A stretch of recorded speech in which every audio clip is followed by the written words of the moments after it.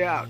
Here come former SportsCenter anchor Bob Stevens, esteemed basketball coach Rich Basirico, and Hall of Fame sports writer Curry Kirkpatrick. And someone's going under the bus. Look out, indeed. Curry joining us from his beach retreat in Hawaii. Rich Basirico, Bob Stevens, great to have you with us. Curry's got his Carolina blue on. At least that's what it looks like from here. We need to really start with that. It was the story that hadn't quite happened when we did last week's show, but it was about to. And now, I mean, Curry, you've already anteed up for the first portal move. A lineman from Holy Cross has headed to North Carolina. A center. That's right. You know, I think when we went off the air last week, we're on the brink of the relationship being consummated. Within minutes, they were having that press conference. You know, as I said last week, I couldn't have believed this a week before or even a day before. And then when they had the press conference and it was a reality, it was like, you know, there were two times, like pre-press conference and post-press conference. And Belichick really sold me in his press conference. I mean, he's going to build this program like an NFL team. Stop just a second there. Belichick sold me in a press conference. In the 40 years we've been dealing with Bill Belichick, have you ever uttered those words? I'm on to Cincinnati. With this guy. He spoke for about 45 minutes, which is the longest we'll ever hear from him in his tenure at North Carolina, the absolute longest. And but you know, in all the talk of what's going to happen to Bill, and you know, the contract was for 5 years, but it's really, if you look at it, it's really only 3 years guaranteed. And people talking against that were speculating that coaches are going to use that against him, because most coaches' contracts go, 5-6 years, so that they guarantee that to the recruits that the guy will be there. Now Belichick is going to have to answer, is he going to still be there through the guy's tenure at the college? But Curry, players don't stay more than a year now. There you go. I know. 1 year, they're gone. I mean, back in the day, you're exactly right. They would say, how long are you going to be here? These guys come and go, right? If Bill's sitting in somebody's living room trying to get the recruit, just wave those rings in front of him. Just wave that fistful of rings and say, if your kid's good enough, he won't need to be here for 4 years. Well, that was a big discussion. Is he going to go into these living rooms? I don't think that's done anymore, you guys. I don't think Saban, for instance, in the last 5-10 years, went into every kid's living room. I think he did it with Zoom calls and assistants who were really good and recruited these guys. And then they brought them to him, which is what Belichick's going to do. The first example of this, you mentioned he got a center from Holy Cross. That's his first pick. But there was a quarterback that had considered UNC. And then when Mac Brown was fired, he backed out and put his name up in the portal again. His name is Bryce Baker.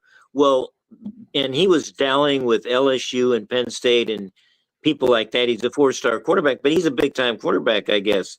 And Belichick got on this guy really fast.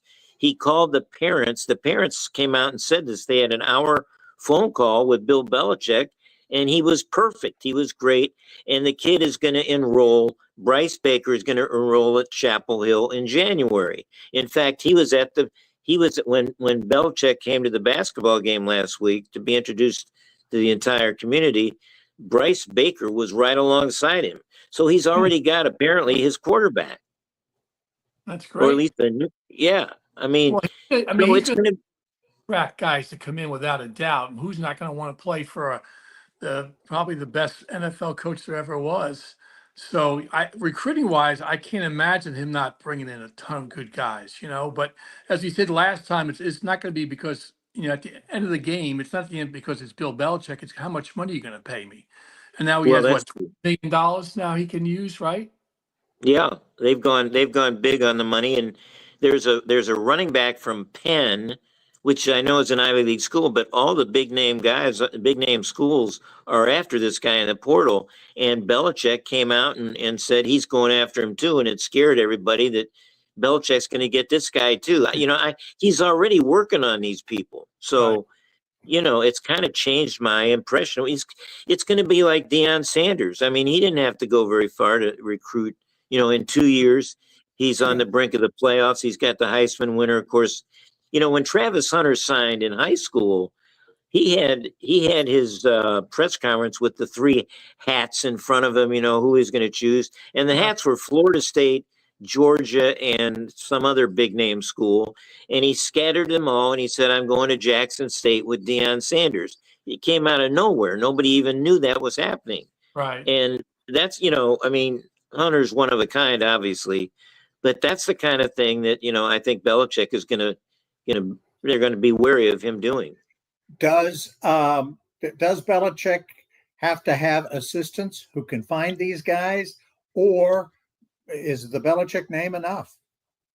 He's got to have good assistants. You got to surround yourself with good people. He's got to get, which is surprising, Curry. He hasn't named a staff yet, has he? Well, he's already got Michael Lombardi as his general manager.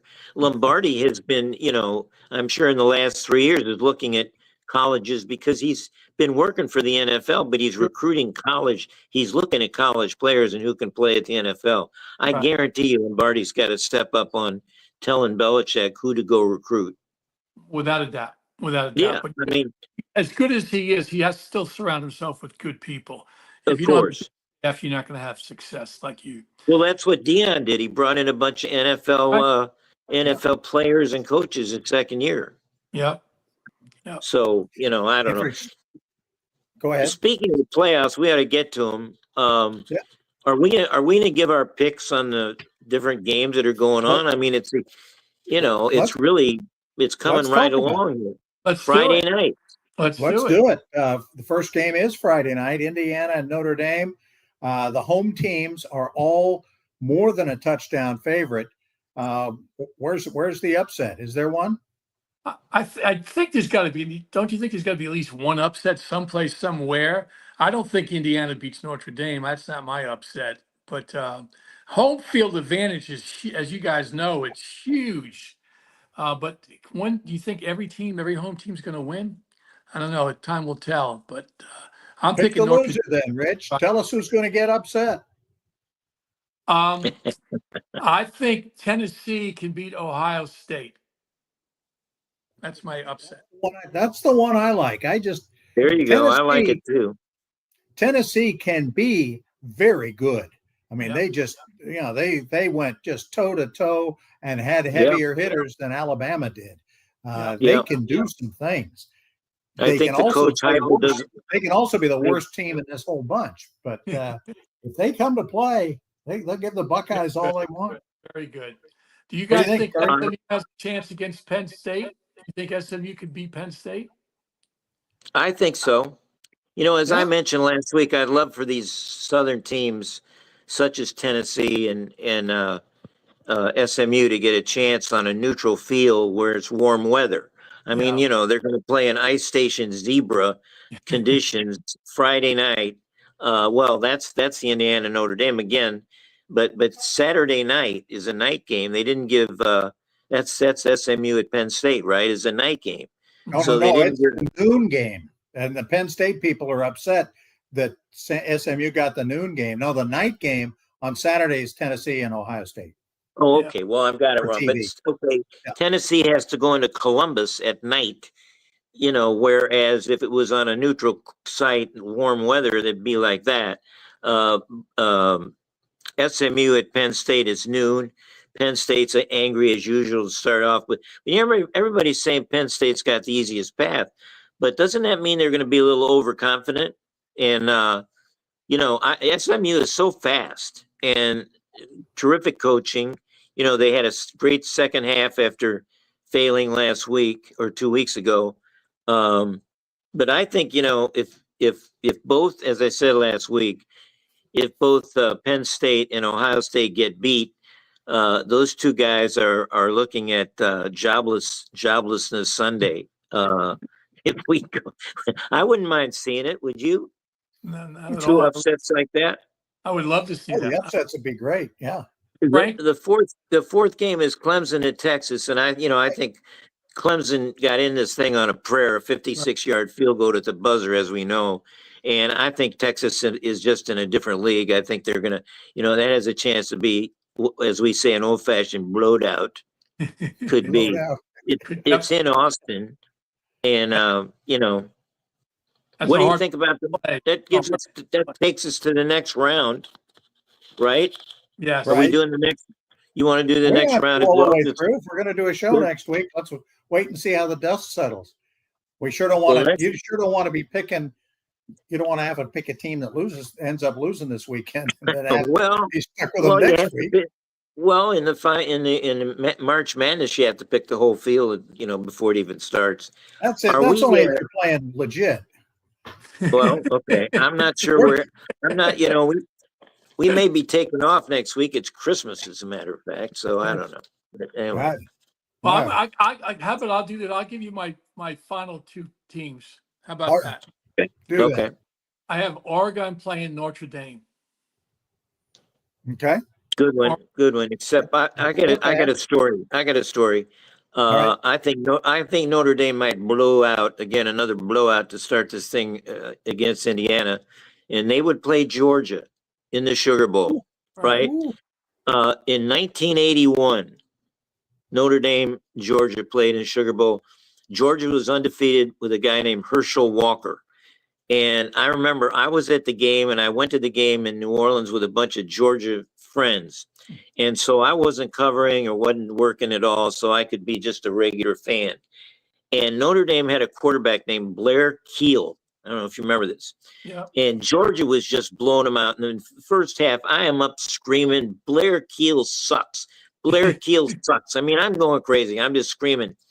And at halftime, a guy a couple seats away comes over and he says, listen, Blair Keel's, I don't know if you know this, but Blair Keel's mother is sitting just a couple rows down.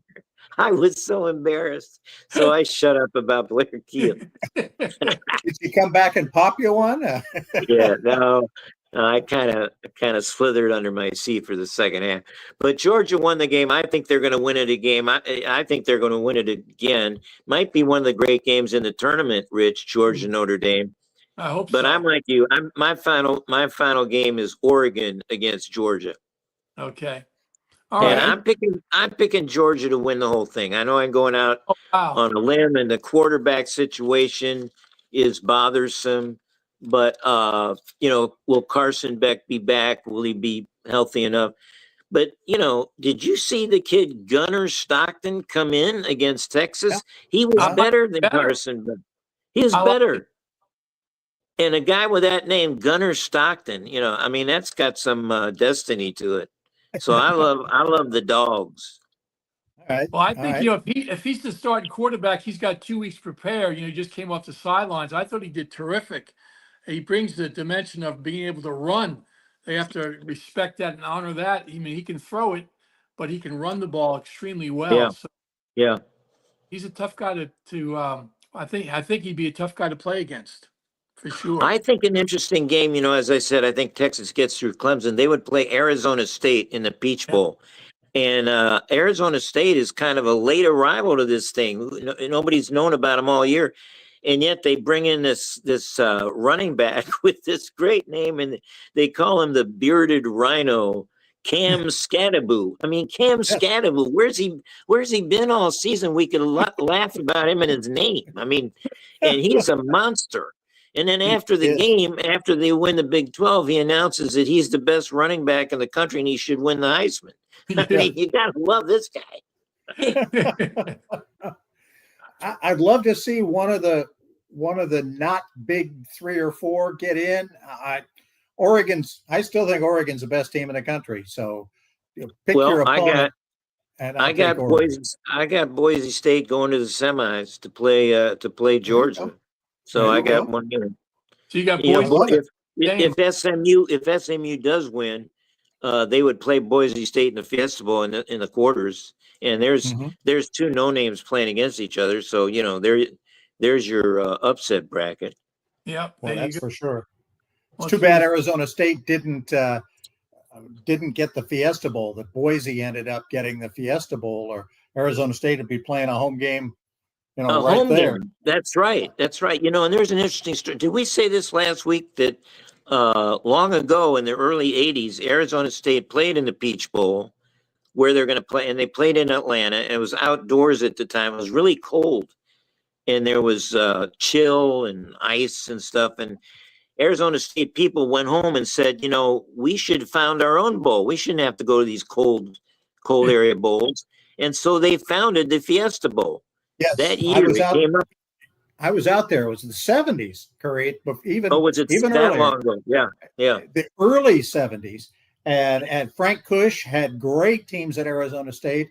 Nobody paid attention to them. Yeah, they went back and I probably won that Peach Bowl. And then they said, yeah, we should have a game. And I mean, within like 2 or 3 years, the Fiesta Bowl was a big deal. Arizona State would go and they would win. It was usually Arizona State against somebody. And they beat a Nebraska or somebody big there in the late 70s. And it was great. Boy, they had some fabulous teams, those Arizona State teams that nobody knows. One quick other topic on college football, and then we'll head to college hoops. Couple of guys saved their jobs. Mike Norvell at Florida State. Can you believe he still has his job? Mike Gundy at Oklahoma State, who at least has 20 years in the bank to spend a little on. They both had to spend a little. Norvell spending $4.5 million of his salary for next year. Gundy $5 million of his salary to go find him some better players. Well, you need players, right? You don't become, as a coach, you don't become stupid overnight. They've had success in the past, but you got to have players. And in today's world, you have to have money to get players. So I think that's pretty good. I know you have to give up your salary, but if you can bring in players and have success, then heck, they might give you a bonus next year if you have a great year. Well, money and back. it's all about the NIL and the portal. And of course, we all saw, Navy got their asses handed to them by Army, but then Navy had a bowl to look forward to, the Independence Bowl.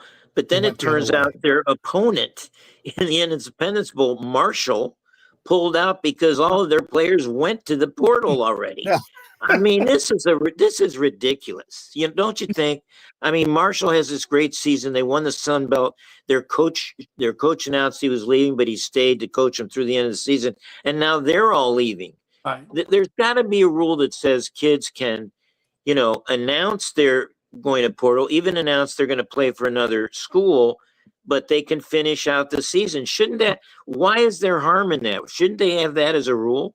Yeah, I think the rule should be you can't if you're going to go to the transfer portal, it should be after the football season is over. Of course. And then you can say I want to go to this school or that school. Yeah. I mean, them doing it right now and players not playing on their team during the bowl season or even the playoffs is crazy. Why can't they wait till middle of January and say, okay, now you can just decide where you're gonna move from. If everybody's on the same playing field and everybody has the same date, then let it be then. But now, here you are, get ready for the playoffs, and you got guys bailing, and like you're saying, Curry, Marshall can't even field a team.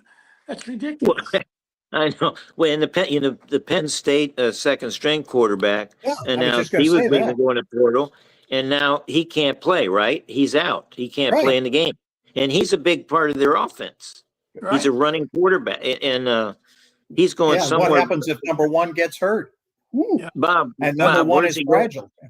Bob, where's he going? Did he already announce he's going somewhere else? No, he's just announced he's into the portal. I don't think he's picked a school yet. Yeah, but wow, that's goofy stuff. Yeah. Well, the Marshall, I mean, the thundering herd becomes the transactional herd and goes thundering off. The whole team goes thundering off the portal, and they can't even play in the bowl game. I mean, how absurd is that?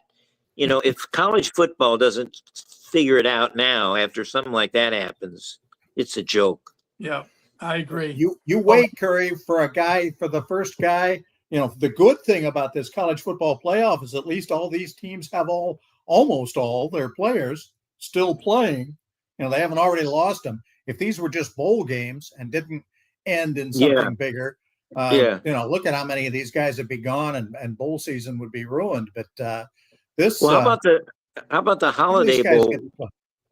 How about the Holiday Bowl? These poor souls, freezing souls from Washington State and Syracuse are going to play in San Diego in the Holiday. Wait till they see the climate change. They'll probably all opt out immediately for the NIL and go to San Diego State and Yeah, transfer to there you San go. Well, Diego. that's San Diego State should be recruiting, that's for sure. We've lost Rich. We'll get him after the break. We want to remind you, Under the Bus is brought to you by Hudson's Restaurant on Hilton Head Island, hudsonsonthedocks.com. We're back with more right after this.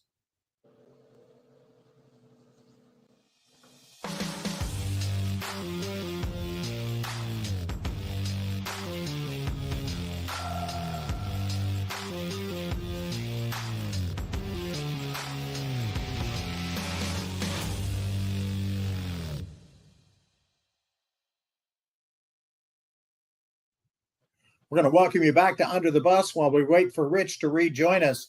Let's start talking college basketball. That's Curry's love. The SEC, with 5 of the top 7 teams, they are 42-6 against the ACC and the Big 12 so far this season. Curry, what's going on? Well, we talked about them last week. They were 13-1 on Saturday against everybody, and you pointed out that statistic. And I'm not big on statistics, but somebody pointed out they're 50-19 in top 100 games. That's against non-conference opponents. 50-19. No other conference is even 500. Wow. I mean, that's how dominant this conference has been in the early going here. And I watched a lot. I listened and watched on the beach a lot of games since we were on. And Auburn just destroyed Ohio State. The game was over in the first 10 minutes. And Janai Broom, the player of the year for the early candidate for player of the year, he had 20 rebounds in the game. I think he had all 20 by the half. And meanwhile, Alabama plays Creighton, and that game was over in the first 10 minutes. Of course, Creighton didn't have one of their terrific transfer they got that helped them, Pop Isaacs, to help them beat Kansas. But still, Creighton is a big-time team, and Alabama just destroyed them. Yeah. Now, we have Tennessee, who's number 1, and they played at Illinois, which Illinois might be the best team in the Big Ten. And they got into a really close game with Illinois, but in the last 5 minutes they just turned on the defense, and both Zakai Ziegler and Chaz Lanier fouled out for Tennessee, but they had the kid Gainey come off the bench, and he goes coast to coast and makes a layup at the end of the game, win the game. And their defense, it's just the defense these teams play. And I know nobody likes Bruce Pearl, but if he doesn't screw up this team, I wouldn't be surprised Alabama and Auburn play for the SEC championship and the NCAA championship. I mean, who knows? Well, you mentioned those 5 schools. There's also Mississippi and Mississippi State. Yeah, that's the list. That's 7 schools that are really, really good. You even got Oklahoma's undefeated. Nobody said a word. Yeah. Who's undefeated? Oklahoma, another SEC school. Well, another SEC school. Yeah. Yeah. Well, Chris Beard, my Carolina Tar Heels have already lost to Alabama and Auburn. Now they play in a few hours. As a matter of fact, we're doing this on Tuesday. Tuesday night, Carolina plays Florida in Charlotte, and it's really Florida's first big test because they really haven't played anybody. But they're really good, and Florida has the backcourt guy Walter. What's his name? Walter somebody Jr. Clayton. Walter Clayton Jr. He's terrific. He'll play up. I wouldn't be surprised if he beats out our guy R.J. Davis, just like the Alabama guy Mark Sears did. I mean, Florida, I think, is really good, and they're going to play again. They're going to play tonight against Carolina. I think the best team, and Curry, you mentioned it, is Auburn. I just think they have such good balance, and even though Tennessee's number one, they're good. And Ziegler's he runs the show for Tennessee, and he's very good at handling the ball. And he's averaging over 7 assists per game, which is pretty darn good. But I just think top to bottom, Auburn's the better team. And Alabama's offensively is terrific, but for some reason defensively, they're not as good as um, I think to win the national championship. Yeah, Auburn yeah. should be there. Um, we'll see about Florida tonight, but how about Connecticut? Connecticut came on the other night against Gonzaga, and even though they lost those 3 games out in Hawaii, they came back and took it to Gonzaga, who I think has a terrific team also. So I think Connecticut will be knocking on the door when you come to the NCAA Oh yeah. playoffs. Yeah, they'll be there. I think they're over this Maui thing. You know, they beat Baylor, as you say, they beat Baylor, they beat Texas, and then they beat Gonzaga in Madison Square Garden. Of course, that's a home court for them, Rich. And I was surprised Gonzaga played them so close, as a matter of fact, because I think Gonzaga's a little overrated. The center is a dog. IK. I think he got 1 basket and 2 rebounds against Connecticut. You know what that is? Watching him play, I think it was center stage being at the Garden like that, and he's not a gamer. He's not a Yeah. gamer. Games like that, so he gets in the NCAA playoffs Final Four, he might disappear again. How about the Connecticut freshman McNeely, Liam McNeely? He was terrific. I think he's Connecticut's best player already. You know, he's a kid he's from Texas, but in the summer he was all locked up for Indiana. He had committed to Indiana, and he's 6'7". He plays all over the court. He guards all the positions. He's a great passer. He's a terrific shooter. Well, you saw him. I mean, he dominated the game against Gonzaga. He decommitted from Indiana, and I know that Carolina thought they had a great chance to get him, and he ends up at Connecticut. I think we're talking about some cash there. Without a doubt. Yeah, exactly. But Remember, Connecticut. Curry, Connecticut the days will be when there. Curry, remember the days when you would talk about, there's a little of that involved, and it was, under the table, and oh my God, and somebody's going to get on probation, and now it's who's got the most today. Well, the money's been happening all along. I mean, there was a story back in the day, Curry. You remember Les Kaysen, who played in New Jersey? Oh yeah, And, yeah. He was Vitale's guy. He was, yeah. Vitale coached him in high school. Okay. Well, the story is that when they were recruiting him, they went to a hotel and they said they put money on the bed and it was like $30,000. And they said, take what you think you're worth. He took all of it. Sure. He's not a dummy. He's no dummy. Exactly.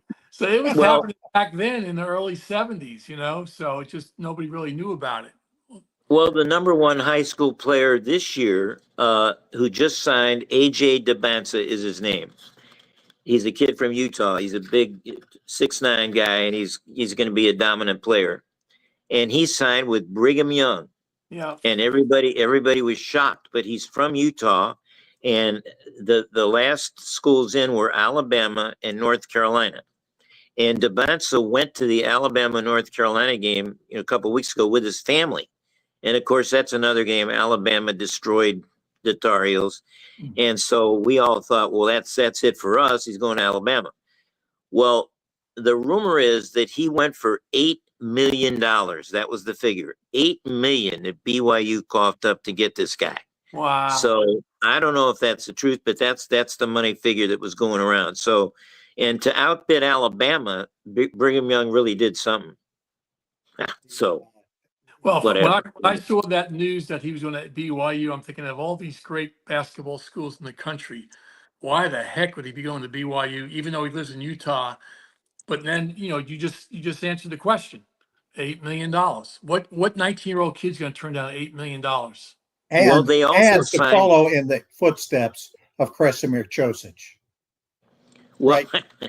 That's with my his day. name up That's there. my day about. Yeah, that's Yeah, my I day. know. I did a big story on him when he was. Did you? And when I did my story, he went to BYU. He was from where?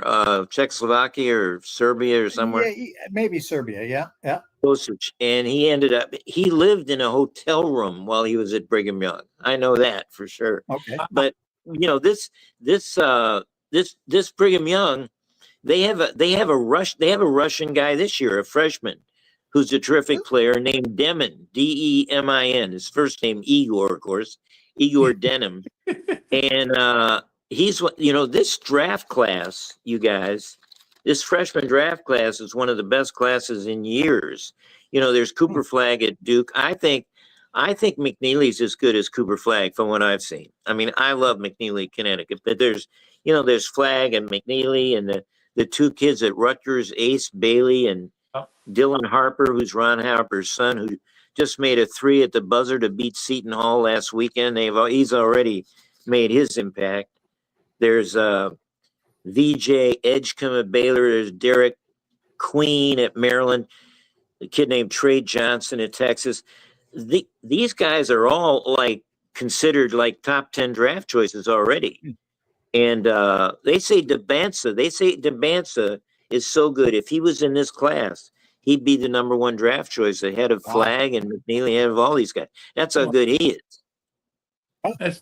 College basketball is fun to watch. I've really enjoyed watching these games. It's only going to get better when they get into league play.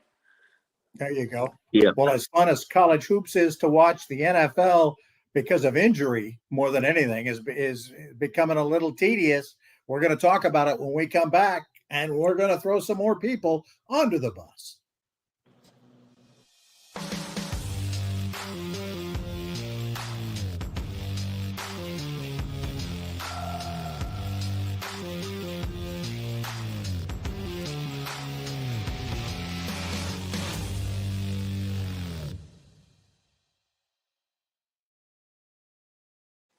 Welcome back to Under the Bus, brought to you by Hudson's on the Docks on Hilton Head Island. Fabulous restaurant. You can find out more at hudsonsonthedocks.com. Along with Curry Kirkpatrick and Rich Basirico, I'm Bob Stevens. Let's talk NFL, and let's talk about the poor Detroit Lions. The magical season, I have a feeling, is done. I mean, they've lost so many defensive players now that Buffalo ran over them. They got 5 or 6 guys they have to replace, and not much time to get it done. No, and Hutchinson has been out for a month. I mean, the best defensive end, maybe in the NFL, and we kind of forget that he hasn't been playing. They still played well without him, but my goodness, all the guys they have out now, I don't know how you do it. I don't know how you get it done. Well, now they lose Montgomery, the running back, is a key part of their offense. Now he's going for the season. But you say Buffalo ran over him. I mean, they scored 42 points, so their offense is still thriving. Yes, but they can't stop all these injuries. They can't stop the 3 of us right now. I mean, maybe slow us down. Wait a minute, you're taking a little bit away from my boy Josh Allen now. I mean, how many is Buffalo scored 100 points in the last 2 weeks? He got 40. He put 49. He put 49 on the Lions, right? And he just keeps doing. He's doing this stuff with people nobody heard of. I mean, 3rd string running backs. That the Bills. I don't know if you watched that game, but who's Ty Johnson? Who's they have another Ray Davis. He made a touchdown on a lob pass from. He's a rookie running back from Kentucky. Yeah. Ty Johnson was Chevy Chase in the movie, the golf movie, Caddyshack. Oh, really? He played that him? Was Ty. No. His name was Ty, and he was. Oh, okay. Well, he was drafted by the Lions. He's drafted by the Lions, and he's 2nd or 3rd string running back for the Bills. He caught 5 balls for over 100 points, 100 yards in the first half, right? But, yeah. I mean, I never heard of him. I'm a Bills fan. I never heard of him. I think Buffalo. I don't think Kansas City's going to make the Super Bowl. I think Buffalo does, and I think Baltimore does too. Well, the Bills are still 2 games behind Kansas City. But, now with Mahomes' injury, nobody knows, nobody's saying. Mahomes said this morning that he's probably going to play. It's a high ankle sprain. He's got to play on Saturday, then he's got to play on Christmas Day at Pittsburgh. I think they're going to lose at least one of those games, maybe both. But even if they lose one, there's still a game up on Buffalo. And do you think Buffalo can beat Kansas City at Kansas City? Because they never do. You know what? I think this year they will. I don't know. I just feel that way. I think they will. I think it's their time. I really do. Well, think I'd love to see it. I think Allen is MVP already. Yeah, he's terrific. What about Saquon and Philly? Let's talk about Philly and Minnesota and Green Bay, who are all, either 12-2 or 11-3. It's going to be a fun finish. Well, I think Philly's head coach messes them up down the stretch somehow, some way. I think Minnesota's coach is terrific, and I do think they have a shot. They really have. They're good offensively and defensively. Their receiving core is terrific. Sam Darnold kind of every time I think he's going to fall on his face, he comes through. He throws a touchdown. Yeah. Yeah. Why does everybody think Sam Darnold is going to go back to his days in New York and Carolina? It doesn't look. I mean, he's a different guy. He's a different guy. I don't have trust in him yet. I guess though it's having a terrific year, he really is. I mean, he was at Jets, Carolina, San Francisco. So 3 different teams. What has he done? Now all of a sudden he's a superstar. Yeah. For some reason, doesn't Minnesota play Detroit in the last game of the season at Detroit? And it might come down to that. Who gets the seed there? Home dome. Yeah. But talk about under the bus? How about our boy Jonathan Taylor of the Colts? It throws the ball down in the end zone as he's after a 41-yard terrific, and the ball runs out, goes the other team. I mean, that could have cost. It could have cost. I mean, it turned the whole game against Denver around, right? And it could have cost the Colts a playoff shot. Right. Well, although I would throw most what are they going to learn under the bus that defender for San Francisco, who last week, they asked him to go into the game. I didn't even write his name down. I didn't want anything to do with him. No, I don't want to go in. It's the NFL. But they've only suspended him 3 games. Well, that's the last 3 games of the season, but he'll never play for 49ers again. How do you sell yourself to another team if he's thinking he's ever going to play again? I mean, what do you do? And they ask about that. Well, I didn't, what do you say? Yeah, he's under the bus. All that money too. I don't know how much money he makes, but to give up all that money just because you don't want to go back in the game, that's brutal. That's brutal. Yeah. Hey, you know who I want to throw under the bus? Yes. Is Gabe Williams, the quarterback from the Bears, the #1 overall pick. Everybody say he can't miss, the best in I don't know how many years. He's without a doubt the best. There are 3 guys in rookies this year who are better than he is, right? Bo Nix, Daniels, Drake May is even better than him. I mean, the scouts that scout all these guys, and you listen to their conversation about, who's good and who can do this and who can do that. You would think you have to listen to talk about Williams, that he was the next Johnny Unitas, Peyton Manning, whoever. I don't think he's as good as Sam Darnold. Very about the guys you put around him. Well, but Bob, he's got some good wide receivers. He's got a good tight end. I don't know. I'm just not impressed with him at all. Yeah. The Bears have lost 8 games in a row, I think. Right? And their schedule's getting tough because Green Bay and Detroit and Minnesota are playing really well.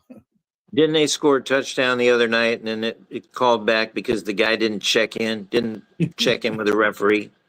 They've done some things.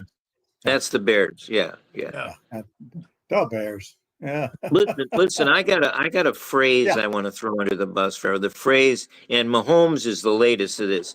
Day to day.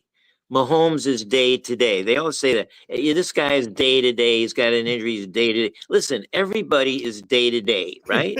I mean, you and I. You and I are day to day. Pete Hegseth, day to day. Cash Patel. These are all Trump people. They're day to day. Tulsi Gabbard, day to day. You know who's not day to day? The only human being that is not day to day is Santa Claus. Santa Claus is not day to day. He's only one day. He's only one day. So That's great stuff, Curry. That That's reminds right. me of my days at ESPN. I did a lot of the 6 o'clock sports centers with Bob Lee and with Charlie Steiner and Robin Roberts before she became a superstar. And that was really kind of the job of the other three of us. Which one could make Charlie lose it quickest? And Charlie's favorite phrase was the day to day. And you know, we'd all start cracking, and then we'd see how long we could keep Charlie before he cracked. And then, we kind of keep tally marks as to which one of us got him today, and had Charlie lose it because he was. But give us an example, Bob, when you had Charlie lose it. Oh, I mean, it was anything, particularly anything. If any of us slipped into tried to do a Mike Tyson imitation during a break. Yeah, he of course, and Tyson kind of made each other a little bit, and we'd slip into a little of that and talk about, Charlie, you just day to day, and it's not going to be today. Boom, and Charlie'd lose it. The place would go crazy. We'd lose a couple of stories before we could get it all back together again, and then we'd go on. But he is one of a kind. Thank heavens he's still with us and still making noise out on the West Coast. Anybody final thoughts? We're gonna wrap it up. All right. We're not even sure we're doing a Christmas show. If we aren't, you'll be able to see Bing Crosby right in this same spot. He'll be singing White Christmas instead with the Yule log. Guys, if there are no final thoughts, we'll this is my last time from Hawaii. So whenever the next time we'll be together, I don't know when it is, if we take off for the holidays, but have a great Christmas if we don't see each other. Yeah, indeed. Have a safe trip back, Curry. Okay, yeah. Thank you. You'll be the one in the white hair, or is that Santa? Santa is not day to day. I am. Okay. So I want to thank the rest of the crew for getting this one going. Thanks, Justin. Happy holidays to everybody. And we want to thank Hudson's on the Docks for helping us out as well. Hudson'sOnTheDocks.com. We're done. Happy holidays. Happy holidays. Take care. Aloha. Aloha. Under the Bus is a production of the Lowco Media Network and is filmed on the Hilton Head Island campus of the University of South Carolina, Beaufort. The executive producer is Justin Jarrett, with assistance from Trey Ramsey, Mahogany Hickman, and Adam Carroll.